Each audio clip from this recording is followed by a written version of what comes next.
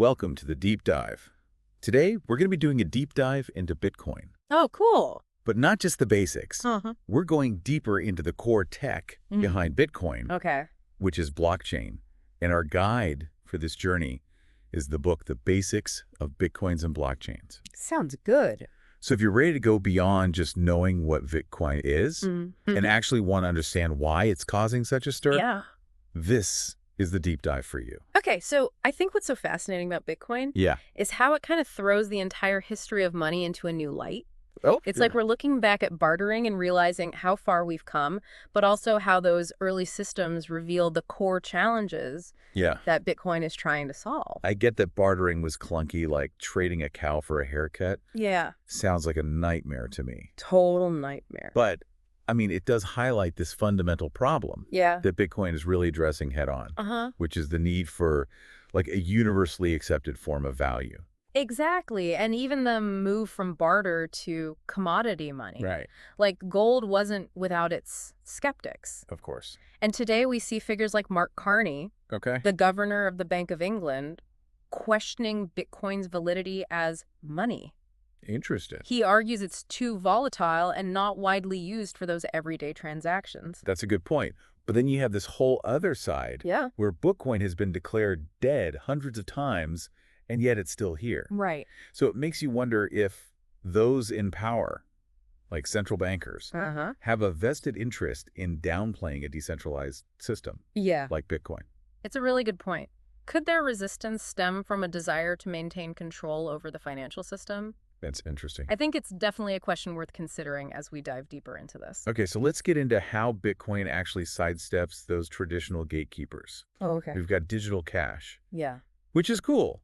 It is cool. But how do you stop someone from just copying and spending the same digital file over and over again? Right. That's the double spending problem. That's the classic double spending problem. And traditional systems like PayPal, they solve this by relying on those trusted third parties, banks, payment processors. Okay. They're verifying the transactions, ensuring that you don't spend the same dollar twice. Right. But Bitcoin was designed to, like, cut those middlemen out completely. Exactly. So how does it tackle this double spending problem? That's where the brilliance of the blockchain comes in. Okay. So imagine a massive digital ledger, constantly updated and visible to everyone. I'm trying to imagine. It's a lot. Yeah. That's the blockchain, a decentralized public record of every Bitcoin transaction. So instead of relying on a bank to track everything, we have like 10,000 computers worldwide all updating this Bitcoin ledger simultaneously. Yeah, it's crazy, right? It's wild. That's the beauty of it. The blockchain's resilience stems from its lack of a single point of failure. Right. And its public nature promotes trust because anyone can audit the transaction history.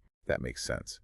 Okay, so let's break down this blockchain magic a little bit more. Sure. I get the idea of a distributed ledger.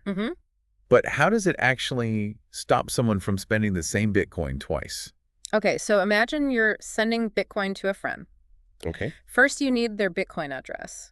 It's kind of like a bank account number, but derived from a public key, a long random string of characters. So giving someone your public key is like sharing your account number. Exactly. But not your secret PIN. Right. So how does the actual transfer happen then? That's where the private key comes into play. Okay. It's linked to your public key, but kept secret, like your PN. You use your private key to digitally sign the transaction, proving that you're authorized to spend those Bitcoins. So it's like signing a check. Yeah, just like signing a check. Okay, got it. But now, how does this signed transaction actually get recorded on the blockchain? All right. Do we just hit send? Not quite. That's where miners enter the picture. Miners? Yes. Think of them as the bookkeepers of the Bitcoin network. Bookkeepers. Okay. They collect a bunch of valid transactions, group them into a block, and try to add it to the blockchain. Hold on. Who are these miners, and how do they decide who gets to add their block to the chain? Okay. It sounds like a recipe for chaos. It does sound like chaos, but it's actually quite ingenious. Okay. Miners have to solve these complex mathematical puzzles to add a block. Okay. It's like a digital puzzle race. A race. Whoever solves it first adds their block to the chain. Okay. And gets rewarded with newly minted Bitcoin. So it's like incentivized competition. Yeah, exactly. But what's stopping them from just like creating blocks willy-nilly? Here's the kicker. Each block contains a hash of the previous block. A hash. Yes, a unique fingerprint. Okay. So to mine block number 10, you need the hash from block 9. Okay. This chain structure makes it incredibly secure because altering one block would require changing all subsequent ones. Oh, wow. Which is practically impossible. Okay, so that's how it becomes tamper-proof. Tamper-proof? But what happens when, like, two miners solve the puzzle at the same time? That's a good question. Yeah. That's when a fork in the blockchain happens. A fork? Yes. Two different versions of the chain emerge. Oh, no. But the network has a clever solution. The longest chain wins. Oh, okay. Miners eventually converge on one chain, making it the official version. So the network essentially votes with computing power. It's amazing. That is fascinating. Okay, so for all its complexity and security, has the Bitcoin protocol itself ever been hacked? Contrary to what some might claim, there has been a hack. There has. Back in 2010, a vulnerability allowed someone to create 184 billion Bitcoin out of thin air. What, 184 billion? Billion with a B. So much for immutability. Right. Did the system collapse? Amazingly, no. The community rallied. Okay. They agreed to fork the blockchain, reverting to a point before the hack. Wow. It just proves that even with its robust design, the system still relies on community consensus in these extreme situations. That is a really important point. So Bitcoin's early days must have been pretty wild. Oh, absolutely. Imagine the first Bitcoin exchange popping up in 2010. I know. It was a real Wild West vibe back then. Wow. And then there was that legendary pizza day. Oh, yeah. When a programmer bought 2 pizzas for 10,000 Bitcoin. I know those pizzas would be worth a fortune today. That's insane. Yeah. It really highlights how Bitcoin's perceived value has skyrocketed. Yeah, it really has. But before we get into the economics of it all, Sure. let's delve a bit deeper into this whole mining operation. Okay. Who are these miners and how do they make money? So in the early days, anyone with a decent computer could mine Bitcoin. Oh, wow. But as the network grew, the difficulty of those mathematical puzzles increased exponentially.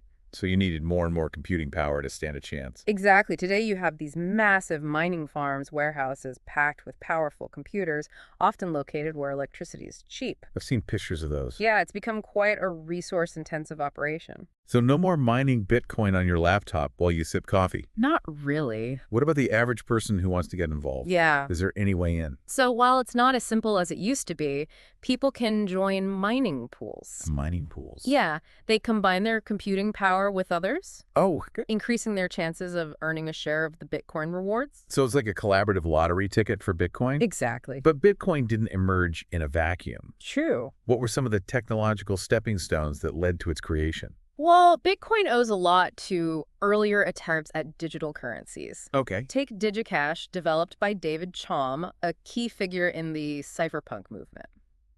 Cypherpunks. That sounds like something straight out of a cyberpunk novel. It does. They're a group of activists and technologists who advocate for using cryptography to safeguard privacy and individual liberty in the digital age. I see. Their ideas were hugely influential on Bitcoin's development. So DigiCash was focused on anonymous digital cash. Exactly. But it never really took off. It didn't. Were there any other predecessors that paved the way for Bitcoin? Another interesting example is eGold. eGold. An online platform allowing users to trade units of gold backed by physical reserves. Okay. It gained some traction in the early 2000s, but ultimately faced regulatory challenges. It seems like these early digital currencies either struggled to scale or ran into regulatory roadblocks. Yeah, you're right. It's a recurring theme. It is. But those experiences were crucial. Okay. Satoshi Nakamoto, Bitcoin's creator, learned from those failures, designing a system that's both decentralized and resistant to censorship. Speaking of Satoshi, yes, let's talk about the enigma surrounding this mysterious figure. The mystery continues. Who is this person, and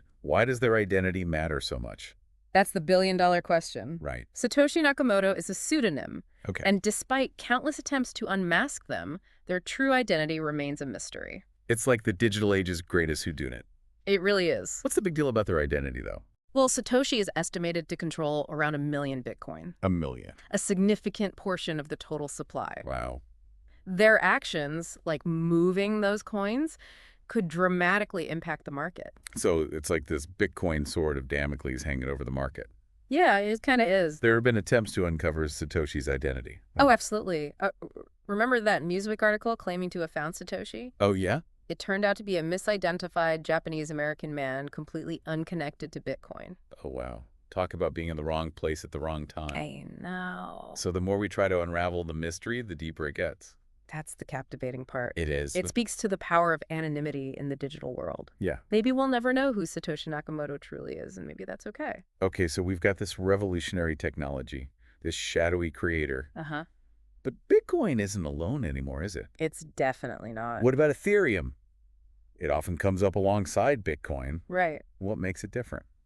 Think of Ethereum as Bitcoin's sophisticated cousin. Okay. It uses similar blockchain principles, but goes further by enabling smart contracts. Smart contracts? Yeah. Tell me more. That sounds intriguing. Imagine agreements that are coded into the blockchain, self-executing based on predefined rules. Okay.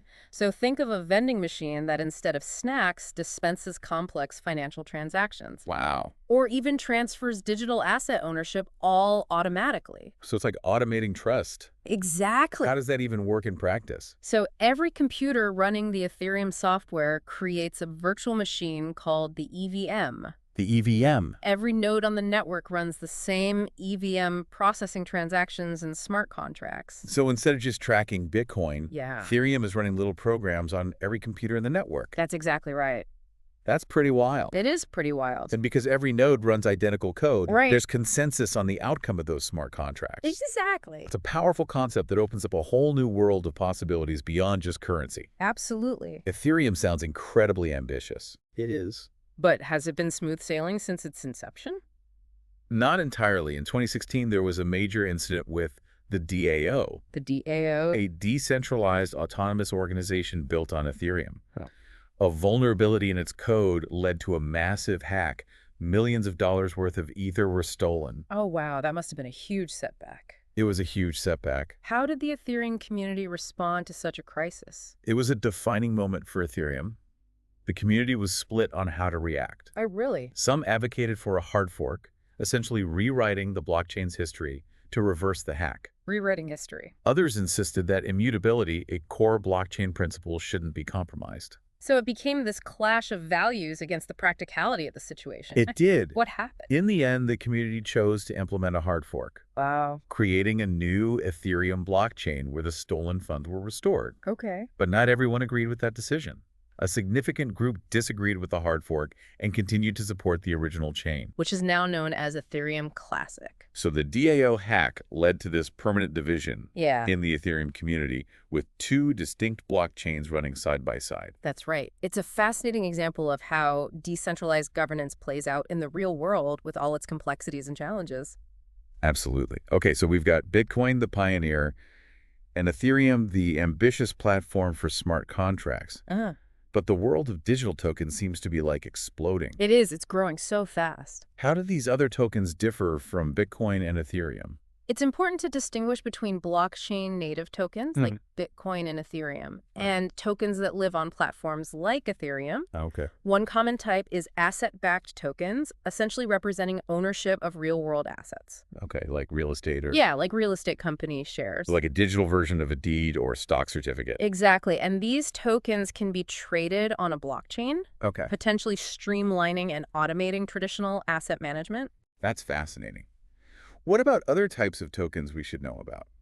Well, there are also utility tokens. Utility token. Granting access to a specific product or service. Okay. Imagine a token that unlocks cloud storage software or even rides on a ride-sharing network. So it's like a digital membership card. Exactly. Or a coupon. Yeah, like a digital coupon. Okay. The potential for utility tokens is huge. We're already seeing a diverse range of projects exploring different use cases. Okay, so there's like a whole universe of different tokens out there. Yeah. Each with its own purpose. It's a very diverse landscape. It is, but how do you even determine the value of a token? Yeah. Cryptocurrency markets seem incredibly volatile. That's a key question, and a complex one. Unlike traditional markets, there aren't well-established methods for valuing cryptocurrencies or tokens. Okay. It's still a very young field. So is it driven more by speculation and hype than actual fundamentals? To a certain extent, yes, but as the industry matures, we should see more sophisticated valuation methods emerge, hopefully leading to greater stability. Fingers crossed. Yeah. I'm not sure I have the stomach for those roller coaster rides. I hear you. Okay, one last question before we wrap up this part of the dive. Okay. We've talked a lot about public blockchains like Bitcoin and Ethereum. Mm-hmm. But what about private blockchains? Are those here to stay, or are they just hype? Private blockchains are definitely not going away. Okay. They offer a way for businesses to enhance efficiency, reduce costs, and improve security across various industries. But how do they differ from public blockchains like Bitcoin and Ethereum? Yeah. Is it just about who can access them? That's the key difference. Control and access. Okay. Public blockchains are open to anyone, Right. while private blockchains are controlled by a specific group, like a consortium of businesses or a government agency. So it's like comparing a public park to a gated community. That's a good analogy. I like it. And this controlled environment makes private blockchains well-suited for things like supply chain management, where companies need to share sensitive data securely and transparently. I can see how that would be beneficial. Yeah. So it seems like both public and private blockchains have their unique strengths. Yeah. And are poised to disrupt a wide range of industries. Absolutely. It's an exciting time to be witnessing the unfolding impact of this revolutionary technology. Oh, it really is. But to really grasp its future potential, I think we need to delve into what lies ahead. I agree. Let's take a quick break and then we'll do just that. Okay, so we've established that both public and private blockchains have a role to play. But how do individuals actually interact with Bitcoin? I mean, we've all got these digital wallets on our phones now, but I'm picturing those early Bitcoin adopters having to get a bit more creative. Oh, for sure. The term wallet can be a bit misleading. It's not like you're physically stashing Bitcoin in there. Right. What you're really safeguarding are your private keys. Okay. Those secret codes that give you control over your Bitcoin. Ah, so it's more like a key ring for your Bitcoin treasure chest. Lose the keys, lose the treasure. Yep, no pressure. No pressure. But seriously, how did people manage those keys in the early days? They had to get inventive. Some folks would jot them down on paper. Others stored them on offline computers. Basically anything to keep them secure and away from prying eyes. I can imagine. It was all about finding that balance between security and accessibility. Yeah, I've even heard tales of people engraving their private keys on metal plates or even burying them in their backyards. Oh, yeah, that's hardcore. Talk about taking security offline. Right. It really highlights how, with Bitcoin, you have complete control over your assets. But that control comes with the responsibility of safeguarding those keys. That makes sense. Lose your private key and your Bitcoin is gone. No recovery possible. Wow, that's a sobering thought. It's no surprise that the industry has evolved to create more user-friendly and secure ways to manage Bitcoin. Oh, absolutely. Today, you have a ton of software and hardware wallets that offer a blend of security and convenience. Okay. Hardware wallets in particular are becoming really popular. Yeah, I've heard of those. They keep your private keys offline, making them much harder for hackers to reach. That makes a lot of sense. Oh. So let's say I've got my Bitcoin secured in a wallet. How do I actually use it? Okay. Are there like Bitcoin ATMs popping up on street corners? Not quite yet. While you might find some Bitcoin ATMs in certain cities, the most common way to spend Bitcoin is online. Okay. Many merchants now accept it directly, and there are payment processors like BitPay that allow you to convert Bitcoin into traditional currencies for purchases. So it's like using PayPal, but for Bitcoin. Exactly. That's pretty convenient. It is, and we're seeing more and more businesses, especially online retailers and service providers, starting to accept Bitcoin as a payment option. It's becoming more mainstream. It is. Okay, time to address the elephant in the room.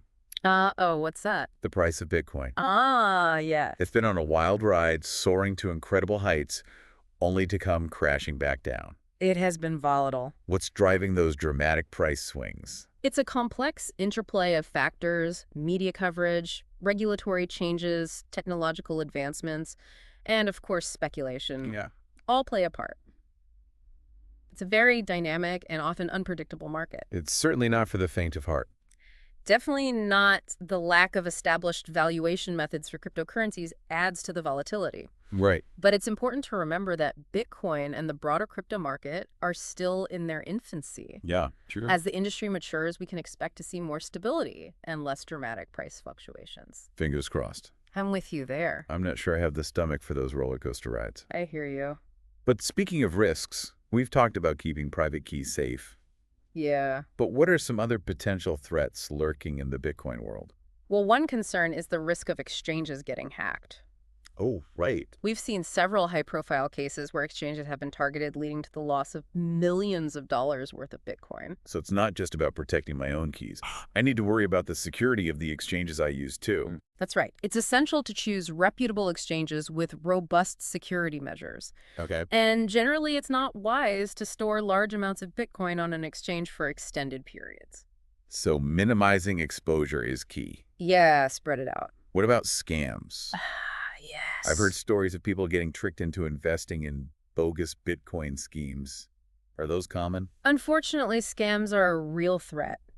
The relatively unregulated nature of the cryptocurrency world makes it attractive to scammers. Right. It's crucial to be wary of any investment opportunities that sound too good to be true. Of course. And to do your research before parting with any money. Do your due diligence, as they say. Exactly. Don't get swept up in the hype and invest in something you don't fully understand. Very good advice. Okay, so we've talked about the risks. Let's end this section on a more optimistic note. Okay, I like it.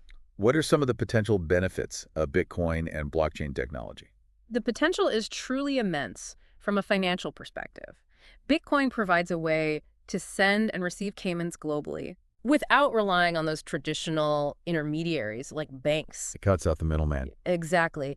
This can be particularly beneficial for people in developing countries who lack access to traditional banking services. So it's about empowering individuals and giving them greater control over their finances. Precisely. And looking beyond just Bitcoin blockchain technology as a whole, has the potential to revolutionize a wide range of industries. Why? From supply chain management to healthcare to even voting systems. The possibilities are mind-boggling. They truly are. We're only just beginning to explore the potential of this technology. It's still early days. It is. As more developers and entrepreneurs enter the space, we can expect to see even more innovative applications emerge in the coming years. I'm definitely eager to see how it all unfolds, but for now, I think we're ready to move on to the final chapter of our Bitcoin deep dive and explore what the future holds for this revolutionary technology.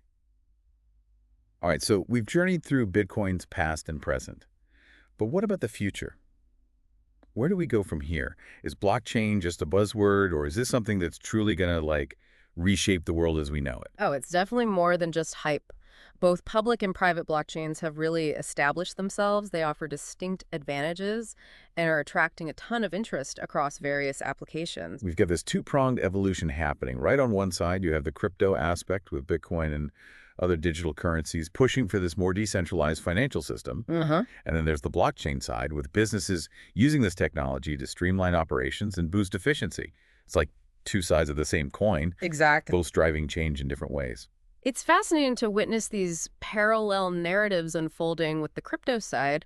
We see this drive towards censorship-resistant digital assets, enabling individuals to transact freely without relying on those traditional intermediaries like banks. It's like envisioning this internet of money, breaking down geographical barriers and putting the power back in the hands of individuals. That's a great way to put it. And then you have businesses exploring the potential of blockchain to transform everything from managing their supply chains to securing healthcare records. It's all about creating more transparent, secure, and efficient systems. So much potential for positive change.